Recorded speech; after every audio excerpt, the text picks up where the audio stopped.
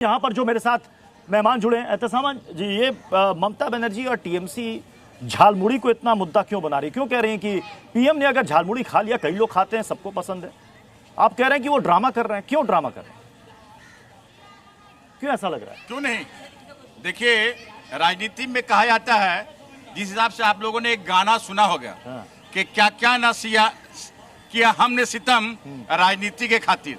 तो आज देखिए हमारे आदरणीय प्रधानमंत्री नरेंद्र मोदी जी क्या क्या न सितम, देखिए आज उन्होंने बड़ी बड़ी बात कहते थे, वो सिर्फ एक ही बात है कि जय श्री राम का नारा लगाते थे। लेकिन पश्चिम बंगाल में मुझे फख्र है, मुझे प्राउड है कि हम ममता बनर्जी के सैनिक हैं। उन्हें बोलना पड़ा भारतीय जनता पार्टी के तमाम नेता को, माँ काली माँ दुर्गा, ये धरती जो है ये माँ काली माँ दुर्गा की धरती है, ये हम सबको समझना होगा। इसी के आधार पर आज उनको देखा, आज हमारे आदरणीय प्रधानमंत्री जी देखा कि पश्चिम बंगाल का बहुत फेवरेट डिश मूली है, इसलिए मूली वो खाए हैं, मूली का मजा चखना ये अच्छी बात है।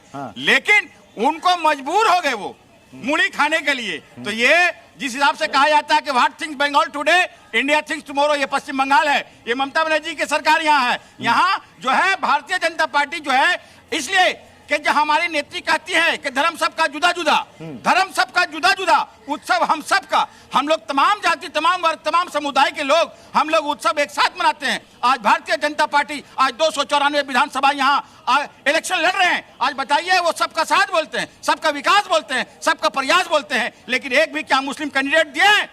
लेकिन वो हमारे भारत के प्रधानमंत्री है, वो हमारे भारत के समझ लिए सब कुछ है, लेकिन वो कहीं ना कहीं एक कम्युनिटी को वो टारगेट बना रहे हैं, एक कम्युनिटी को वो हथियार बना रहे हैं। एक सबसे बड़ी दलील है वो ये कि केवल टिकट दे देने से नहीं होता।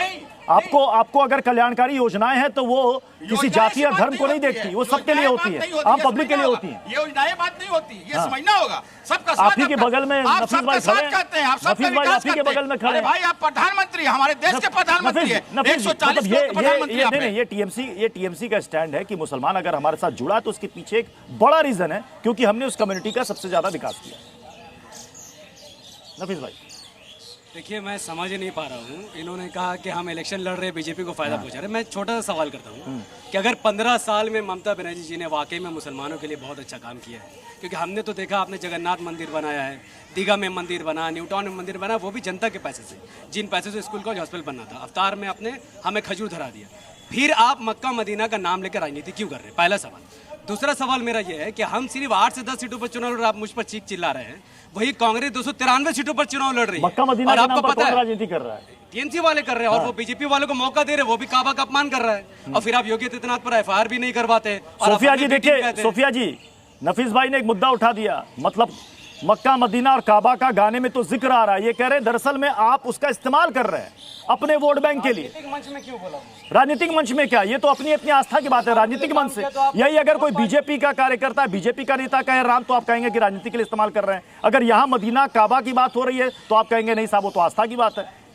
देखिए, आज भी नफीस भाई यहाँ खड़े हैं, उसके लिए उनके कॉन्फिडेंस को मैं सलाम करूंगी, क्योंकि ऑलरेडी ये हुमायूं कबीर के एक्सपोज होने के बाद ये लोग अच्छी तरीके से एक्सपोज हो चुके हैं। तो पश्चिम बंगाल में एआईएएम या हुमायूं कबीर की पार्टी कोई फैक्टर रखती ही नहीं है।